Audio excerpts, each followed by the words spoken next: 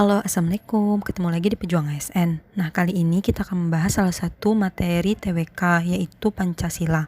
Pancasila ini lumayan banyak menyumbangkan soal di TWK, teman-teman. Jadi, saya akan membaginya dua part. Part pertama itu lebih tentang teori-teori sama sejarahnya, dan part kedua tentang pengamalan dan penerapannya dalam kehidupan sehari-hari. Baiklah, langsung kita bahas ke materi Pancasila yang part pertama. Jadi sebelumnya aku mau bahas dulu bahwa materi TWK sesuai dengan Permen Pan RB 2021 yaitu nasionalisme, integritas, pilar negara, bela negara, dan bahasa Indonesia. Nah, Pancasila ini termasuk dalam 4 pilar negara, di mana menurut Taufik Kemas 4 pilar negara yaitu Pancasila, NKRI, Undang-Undang 1945, dan Bhinneka Tunggal Ika. Oke, lanjut ke materi. Pancasila itu berasal dari bahasa Sanskerta, yaitu panca yang artinya 5 dan sila yang artinya asas. Diambil dari kitab Sutasoma karangan Empu Tantular dan kitab Negara Kertagama yang ditulis oleh Empu Prapanca. Pancasila tercantum dalam pembukaan Undang-Undang 1945 pada alinea keempat yang berbunyi 1. Ketuhanan yang Maha Esa dilambangkan dengan bintang. 2. Kemanusiaan yang adil dan beradab yang dilambangkan dengan rantai. Dan yang ketiga, Persatuan Indonesia yang dilambangkan oleh pohon beringin. Yang keempat, kerakyatan yang dipimpin oleh hikmat kebijaksanaan dalam permusyawaratan dan perwakilan yang dilambangkan oleh kepala banteng. Yang terakhir, keadilan sosial bagi seluruh rakyat Indonesia yang dilambangkan oleh padi dan kapas. Sejarah lahirnya Pancasila. Sejarah lahirnya Pancasila dimulai ketika penjajahan Belanda usai pada tanggal 8 Maret 1942 dan dilanjutkan oleh penjajahan Jepang. Pada tahun 1944, Jepang mulai menarik simpati rakyat Indonesia karena kesulitan menghadapi tentara sekutu.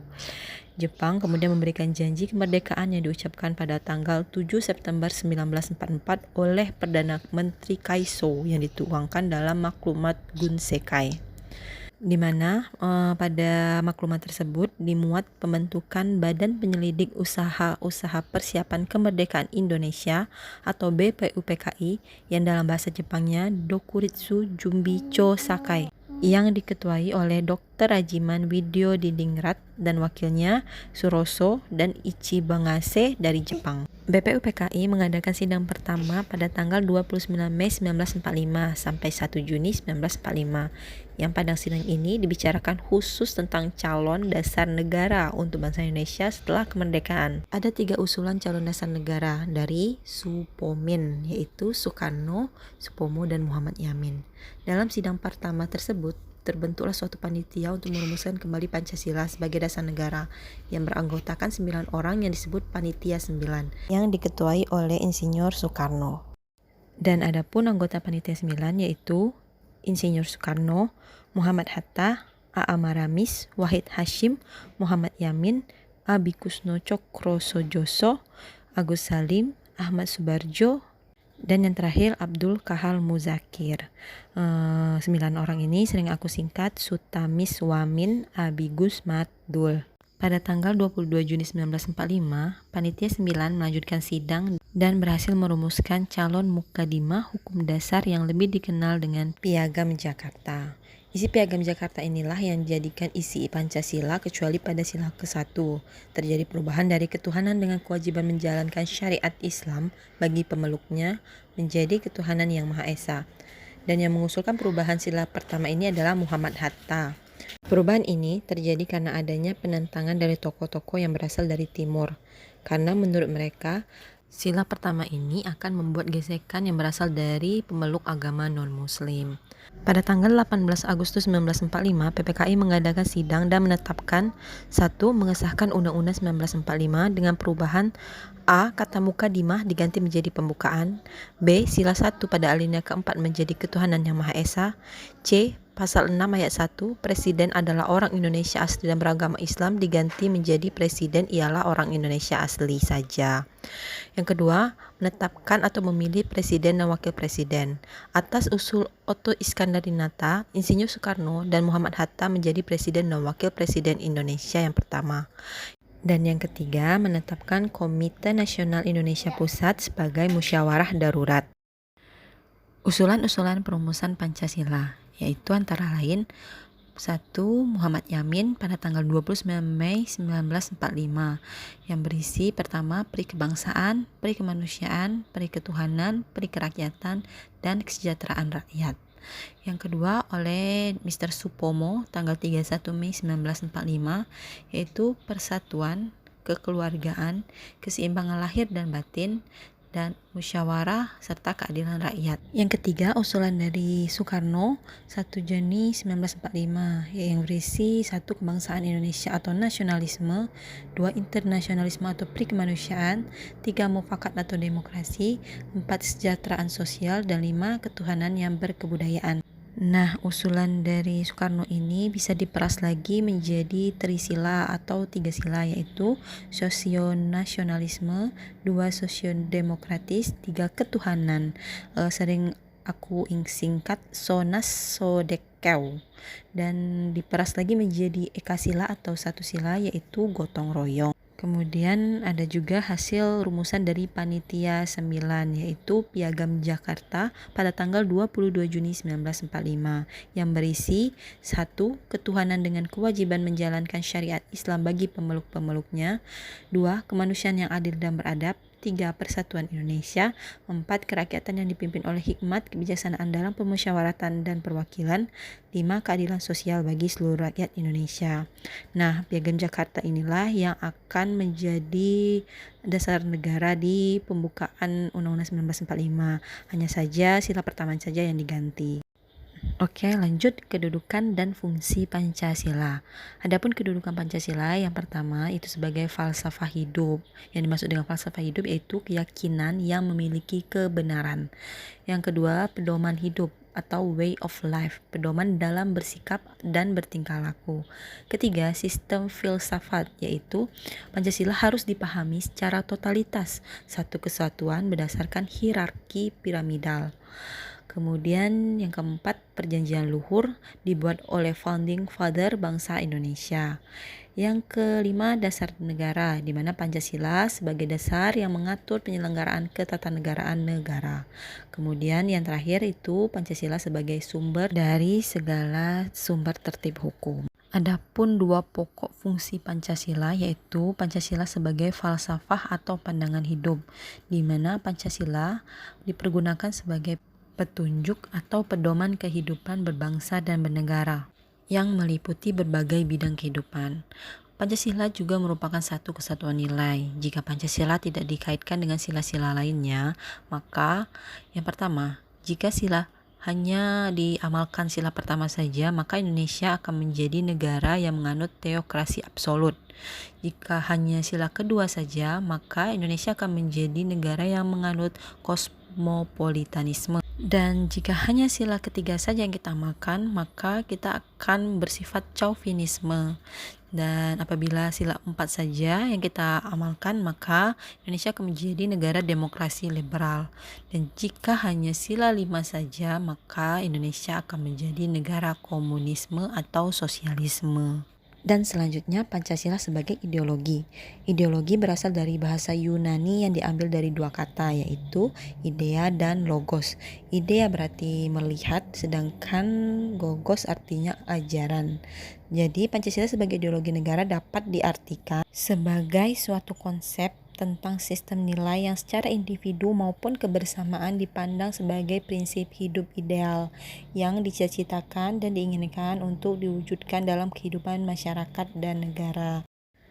Nah, adapun kekuatan ideologi Pancasila itu tergantung pada 3 dimensi ideologi berikut, yaitu A. Dimensi realita atau nilai dasar yang ada pada ideologi hidup secara real atau nyata dan bersumber dari budaya dan pengalaman bangsa. Yang B, dimensi idealisme, yaitu nilai dasar yang mengandung idealisme yang bertujuan untuk mendapatkan harapan yang lebih baik melalui pengalaman yang ada. Yang C, dimensi fleksibilitas, yaitu ideologi memiliki keluasan yang merangsang pengembangan pemikiran baru yang relevan dan sesuai jati diri bangsa. Adapun nilai-nilai yang terkandung dalam Pancasila menurut Profesor Noto Negoro dapat dibagi menjadi 3. Nah, nilai-nilai ini cukup tenar ya di TWK ya teman-teman, yaitu yang pertama nilai material, yaitu segala sesuatu yang berguna bagi unsur manusia. Yang kedua itu nilai vital, yaitu segala sesuatu yang berguna bagi manusia untuk dapat mengadakan aktivitas. Yang C, nilai kerohanian, yaitu segala sesuatu yang berguna bagi jiwa atau rohani manusia. Dan nilai kerohanian ini dibagi lagi menjadi 4 menurut Notodengoro, yaitu nilai kebenaran atau segala sesuatu yang bersumber dari akal manusia, kemudian nilai keindahan atau estetis yang bersumber dari perasaan, yang ketiga nilai kebaikan atau moral yang bersumber pada kehendak manusia, yang keempat nilai religius yang merupakan nilai mutlak dari nilai kerohanian, di mana nilai religius ini menduduki posisi tertinggi dibanding 3 nilai lainnya. Selanjutnya sudah aku rangkum peraturan-peraturan sehubungan Pancasila yang menurut aku penting dan sering keluar di FR-FR TWK. Yang pertama itu Pancasila sebagai sumber segala hukum tercantum dalam TAP MPRS nomor XX MPRS 1966. Maksud aku TAP MPRS nomor 20 teman-teman, tapi aku lebih mudah ngingatnya XX karena nggak tahu, lebih tepat aja di otak kayak gitu. Kemudian itu adalah pedoman penghayatan dan pengamalan Pancasila atau P4 ditetapkan pada tanggal 22 Maret 1978 dan terkandung dalam TAP MPR nomor 2 MPR 1978. Yang ketiga, tata cara mengucapkan Pancasila pada upacara-upacara resmi ditetapkan dalam Inpres nomor 12 tahun 1968. Dan yang terakhir yaitu Pancasila dalam lambang negara, di mana ketentuan mengenai lambang negara RI tertuang dalam peraturan pemerintah nomor 66 tahun 1951 tanggal 17 Oktober 1951. Kemudian ada istilah pandangan atau teori integralistik atau persatuan dalam Pancasila. Nah, pandangan negara integralistik ini mula-mula muncul sebagai satu usulan Statside dikemukakan oleh Profesor Mr. Dr. Supomo di hadapan sidang BPUPKI tanggal 31 Mei 45. Jadi paham integralistik ini Dr. Supomo yang mencetuskan, di mana menurut Supomo NI adalah paham negara yang mengatasi semua golongan, di mana posisi individu dengan negara dalam negara integralistik melebur atau menyatu ke dalam negara. Nah, Supomo mengklaim bahwa pandangan tentang negara integralistik sesuai dengan kebudayaan Timur, kebudayaan asli Indonesia yang ada di desa-desa. Gagasan Supomo tersebut diilhami oleh Adam Muller, Spinoza, dan Hegel. Nah, selain teori integralistik ada juga teori-teori lain seperti teori individual atau perseorangan yang dikemukakan oleh Thomas Hobbes, John Locke, dan J.J. Rousseau. Kemudian teori golongan atau sosialisme oleh Karl Marx, Engels, dan Lenin.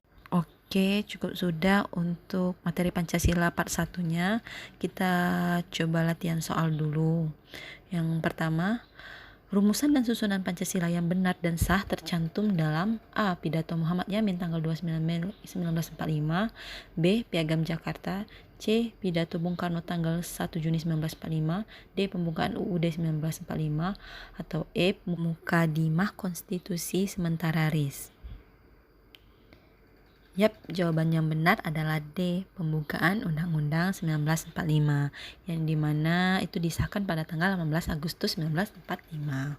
Contoh soal kedua, ciri khas paham integralistik Indonesia dapat dilihat dalam kehidupan A. Perkotaan, B. Organisasi kedaerahan, C. Pemerintahan, D. Pedesaan, E. Organisasi keagamaan.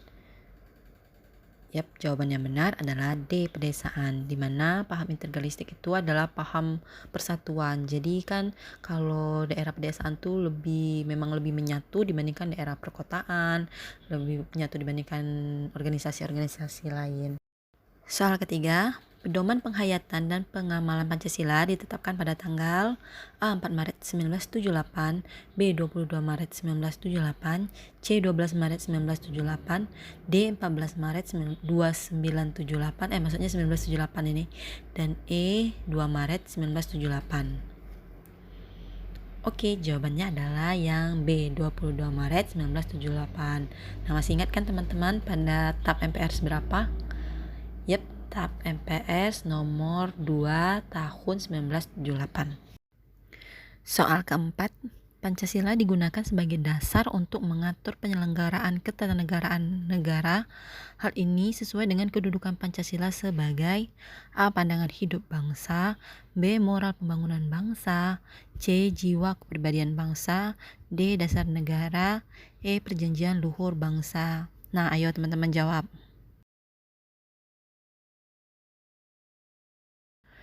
Oke, jawabannya yang D, dasar negara. Tadi udah kita bahas di materinya ya, teman-teman.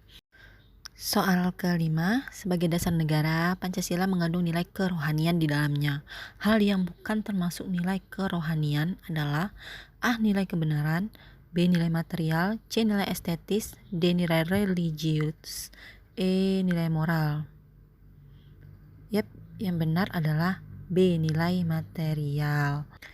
Oke, aku kasih soal bonus, soal nomor 6.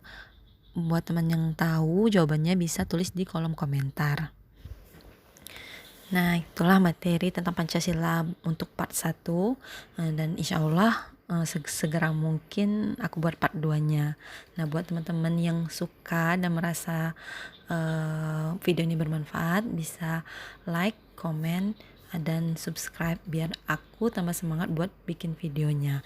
Terima kasih dan wassalamualaikum.